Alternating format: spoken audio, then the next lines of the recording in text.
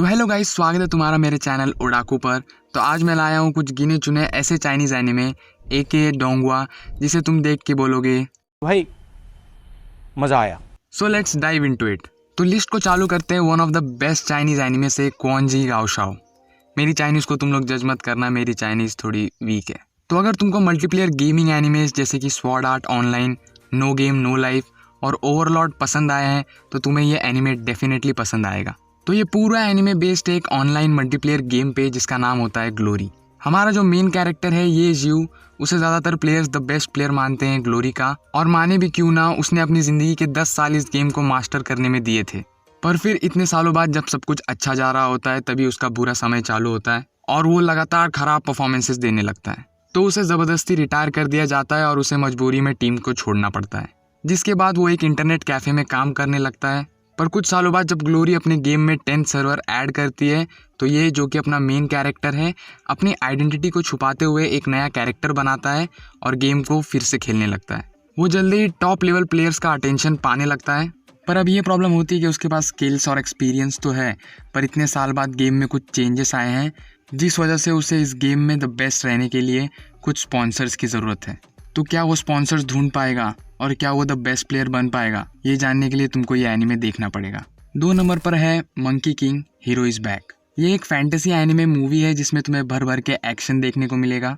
इस एनिमे का main character है the legendary Chinese creature monkey king, जिसके ऊपर बेस्ड तुमने ढेर सारी चाइनीज मूवीज देखी होंगी शायद। अपना मेन कैरेक्टर इतना पावरफुल था कि उसका कोई मैच नहीं था कॉम्बैट फाइटिंग में, और वो तीनों रेल में यानी अर्थ, हेवन और हेल में खुलेआम घूमता था। पर वो खुले सांड जैसे घूमते घूमते कुछ डिवाइन रूल्स को तोड़ देता है, जिसके वजह से गॉड्स को गुस्सा आ जाता है और वो उसे एक गुफा में एक आइस पिलर के अंदर कैद कर देते हैं, जहाँ पर वो सालों तक कैद रहता है। पर फिर एक दिन एक लड़का अपना रास्ता भटक जाता है और गुफा में एक्सीडेंटली पहुंच जाता है।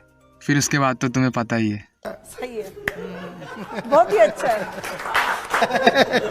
मुझे नहीं, जेन्युइनली वो गुफा में आता है और मंकी किंग जिस आइस पिलर में कैद रहता है उस आइस पिलर को छू देता है, जिस वजह से गॉड्स का दिया हुआ कर्स टूट जाता है और मंकी किंग फिर से आज़ाद हो जाता है। अब यहाँ से चालू होते हैं मंकी किंग के नए एडवेंचर्स, जहाँ पे वो एक जंग लड़ता है एक ईविल क्रिएचर के अगेंस्ट जो बच्चों की सोल्स को सेक्रीफाइस करके इटर्नल लाइफ पाना चाहता है। 3 नंबर पर आता है फुल टाइम मेज। तो इस एनिमे का मेन कैरेक्टर है मो फैन, जिसके अराउंड ये पूरी स्टोरी रिवॉल्व करती है। मो फैन एक सिंपल, ज़्यादा टेंशन ना लेने वाला हाई स्कूल का लड़का, जिसकी पूरी दुनिया अपसाइड डाउन टर्न हो जाती है जब उसकी आंखें खुलती हैं और वो अपने आप को एक दूसरी दुनिया में पाता है। इस नई दुनिया में वो बहुत गरीब रहता है, फिर भी वो सबसे फेमस मैजिक स्कूल में ज्वाइन हो जाता है ताकि वो एक अच्छा मैजिशियन बन सके और अपनी क्रिपल्ड सिस्टर और फादर की फाइनेंशियली हेल्प कर सके। उसे फायर और लाइटनिंग ये एबिलिटीज़ वरदान में मिलती है। अब वो एक बेहतरीन मैजिशियन बनने की जर्नी पे निकला है ताकि वो अपनी फैमिली को सपोर्ट और प्रोटेक्ट कर सके। यह एनिमे फ़नी तो है पर बहुत ही फास्ट पेसिंग एनिमे है, जो कि one of the main reasons है जिस वजह से इसके व्यूअर्स इसे इतना पसंद करते हैं। 4 नंबर पर है लानमोस फ्लावर। तो ये शो फोकस करता है लानमो और लुई यी फेंग पर, जहाँ पर लानमो चाहती है कि लुई उसके प्यार में गिरकर सीमेंट हो जाए, पर लुई ठहरा सख्त लौंडा और वो लान को सिर्फ एक दोस्त की नज़र से देखता है। पर फिर लान को एक मैजिकल हेयर पिन मिलता है जिसके मदद से वो अपनी अपीयरेंस को कभी भी चेंज कर सकती है। तो वो डिसाइड करती है कि वो उसका यूज़ करके लुई को अपने प्यार के जाल में फंसाएगी। फिर बाद में वो सोचती है कि अगर लुई उसके प्यार में गिर भी गया तो फ़ायदा क्या होगा, क्योंकि वो प्यार उसके लिए नहीं होगा।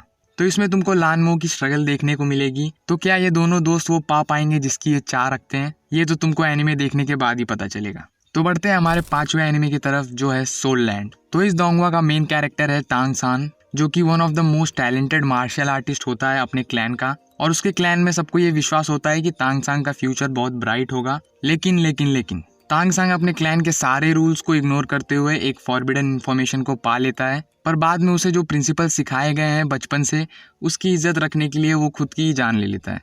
तो तांग सांग सुसाइड कर लेता है, पर उसकी स्पिरिट इतनी स्ट्रांग होती है कि वो फिर से रीबॉर्न होता है सोल लैंड में। यहाँ सबके पास स्पिरिट्स होती हैं जिसे कल्टीवेट करके वो सब स्पिरिट मास्टर्स बन सकते हैं। तो तांग सांग अपना मिशन बना लेता है कि वो इस कल्टीवेशन वर्ल्ड का बेस्ट स्पिरिट मास्टर बनेगा। इस डोंगवा को one of the best Chinese anime में गिना जाता है, तो एक बार ज़रूर ट्राई करना।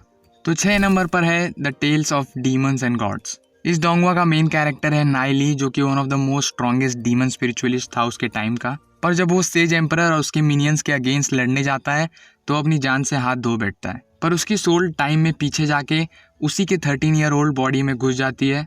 अब ली अपने सालों की ट्रेनिंग वाली मेमोरीज को फिर से यूज करता है ताकि वो द बेस्ट मार्शल आर्टिस्ट बन सके, और वो कसम खाता है कि वो उसके होमलैंड को प्रोटेक्ट करेगा डीमंस और दूसरे क्रिएचर्स से जिनसे उसकी सिटी को खतरा हो सकता है। और वो साथ ही साथ ये भी कसम खाता है कि वो सेक्रेड फैमिली को भी तबाह कर देगा जिन्होंने अपनी सारी रिस्पॉन्सिबिलिटीज को छोड़ के सिर्फ अपने पर्सनल गेन पर ध्यान दिया। इसका एनिमेशन 3D है तो शायद ज़्यादातर लोगों को ना पसंद आए, पर उसके अलावा ये एनिमे वर्थ वॉचिंग है।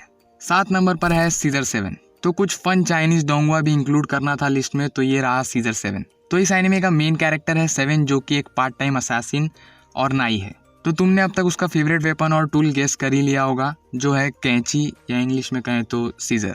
तो जब 7 प्रोफेशनल किलिंग के कोर्स में फेल हो जाता है तो वो डिसाइड करता है कि वो एक असैसिन बनेगा, और वो साथ ही साथ एक नाई की दुकान भी खोलता है एज अ डिस्गाइज, और ताकि वो अपना लिया हुआ कर्जा भी भर सके। तो ये सीरीज फॉलो करती है उसके असैसिन वाले एडवेंचर्स को, और साथ ही साथ तुम लोग ये भी देखोगे कि वो अपने भूलने की बीमारी से कैसे डील करता है, जिस वजह से कमाल के फनी सिचुएशंस बिल्ड होते हैं। इस एनिमे में तुमको क्रेजी एक्शन सीक्वेंसेस और ऑन पॉइंट ह्यूमर देखने को मिलेगा। तो अगर तुम्हारा कभी कुछ फन देखने का मन करे तो इसे एक बार ट्राई करना मत भूलना। तो 8 नंबर पर है grand master of demonic cultivation. इस एनिमे का मेन थीम है रीइंकारनेशन, जो इस पूरी स्टोरी के आजू बाजू घूमता है। इस एनिमे में कल्टीवेटर्स हैं जो कि अपनी एबिलिटीज़ का यूज़ करके इमॉर्टैलिटी भी पा सकते हैं। तो इस एनिमे का मेन कैरेक्टर है वे वुक्जियान, जिससे दूसरे कल्टीवेटर्स डरते भी हैं और साथ ही साथ हेट भी करते हैं, क्योंकि वो डेमोनिक पाथ को कल्टीवेट करने लगता है। पर जल्दी ही उसे उसका ही एक साथी बैकस्टैप कर देता है और वे को जान से मार देता है। फिर 13 साल बाद वो रीइंकारनेट होता है मो जैनयू में, जो कि एक सटकी व्यक्ति रहता है, मतलब उसके दिमाग के कुछ स्क्रूज लूज रहते हैं। और फिर वो एक जर्नी पे निकलता है जहाँ पर उसका मेन गोल होता है स्पिरिचुअल वर्ल्ड के सारे सीक्रेट्स को जानने का। ये एक एक्शन पैक्ड एनिमे है जिसका plot, animation, visuals, voice acting और म्यूजिक सभी टॉप नॉच है। तो अब बढ़ते हैं हमारे 9th एनिमे की तरफ, फॉग हिल ऑफ 5 एलिमेंट्स। यह एनिमे स्टार्ट होता है जब शू जियाओ माउंटेन्स में अपने फादर का एक छोटा सा काम करने जाती है, पर वो अपना रास्ता भटक जाती है, जहाँ पर वो वेन रेन से मिलती है जो कि दिखने में एक ऑर्डिनरी डक कीपर होता है। तो वो शू की मदद करता है उसके घर के लिए शॉर्टकट खोजने में, ताकि वो अंधेरा होने से पहले घर पहुंच जाए। पर जैसे ही शू विलेज पहुंचती है वो देखती है कि उसके विलेज पर 3 मॉन्स्टर्स ने अटैक कर दिया होता है, और जैसे ही एक मॉन्स्टर उसके अंकल को जान से मारने वाला होता है कि जुआन बीच में आ जाती है और वो उस मॉन्स्टर को फ्लेम ब्लास्ट से जला देती है। तब ये रिवील होता है कि जुआन एक फायर एक्सिस है और वो उनमें से 5वीं गार्ड है जिनका काम है फॉग हिल के एंट्रेंस को प्रोटेक्ट करना दूसरे मॉन्स्टर्स से। इस एनिमे में तुमको बहुत ही स्मूथ फाइट सीन्स देखने को मिल जाएंगे। कमाल के फाइट सीन्स के साथ ही साथ तुमको कमाल के लैंडस्केप्स भी देखने को मिलेंगे। इस एनिमे के सिर्फ 3 एपिसोड्स हैं, तो इस डोंगवा को ज़रूर ट्राई करना। हमारा लास्ट और 10th एनिमे है वांगपाई यूशी। वांगपाई यूशी एक सुपरनैचुरल जॉनरा का एनिमे है जिसके 2 मेन कैरेक्टर्स हैं ये यान और शायोन ह्योंग, जो सेंसोरेट्स हैं जिनका काम होता है चाइना में पीस और हार्मनी को मेंटेन रखना। ये एनिमे बेस्ड है एक टोटली डिफरेंट वर्ल्ड में, जहाँ पर दिन और रात दोनों मर्ज हो गए हैं एक दूसरे में, और द बैलेंस ऑफ यिन और यान बिगड़ गया है, जिस वजह से मॉन्स्टर्स और ह्यूमंस साथ में रहने लगे हैं। तो फिर मॉन्स्टर्स ही होते हैं, उनको तो दंगा फसाद मचाने में मज़ा ही आता है, जिन्हें रोकने और काबू करने का काम हमारे ये दोनों मेन कैरेक्टर्स करते हैं। तो यहाँ खत्म होता है हमारा टॉप 10 लिस्ट। मिस्टर वेजेटा ब्लैक 10 भाई सब्सक्राइब करने के लिए थैंक्स। तो अगर तुम लोगों को वीडियो पसंद आया होगा तो वीडियो को लाइक कर देना, और तुम ओडाकू फैमिली को ज्वाइन कर सकते हो by pressing that subscribe button. Thanks for watching, sayonara.